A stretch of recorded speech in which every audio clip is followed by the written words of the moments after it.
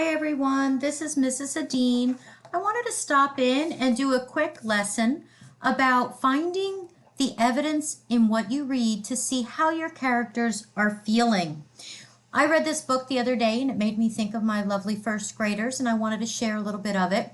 This is a story about an emperor who needs to find someone to take his place someday, so he decides, because he loves flowers, that he would let the flowers decide, and asks all the children of the land to plant a flower, and whoever had the most beautiful flower would be the person to take his place.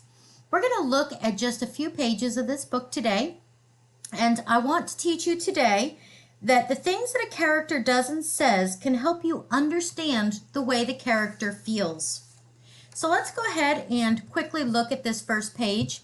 You can see all the children have brought their flowers forward to the emperor, and it says, "The emperor was looking at all the flowers slowly, one by one.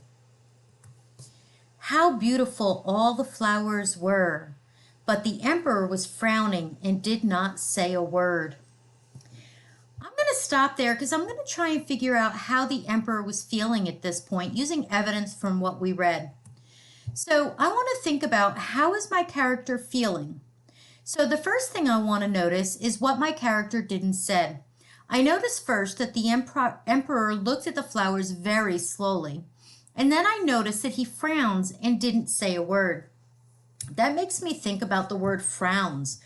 I really know a lot about the word frowns. I've seen people frown. I know that when my mom frowns, it usually means she's not very happy with me. So the first thing I want to do is look for that evidence, and I'm going to say, using the evidence from the text, I'm going to say I think that the emperor was unhappy because the text said he was frowning.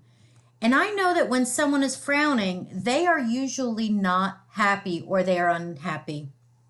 So when you're reading your books, boys and girls, I want you to look for that evidence of what the character is feeling through their actions, and then use that same format. You can say, I think that the character is feeling happy, maybe because they are smiling, and I know when someone smiles, it means they're happy.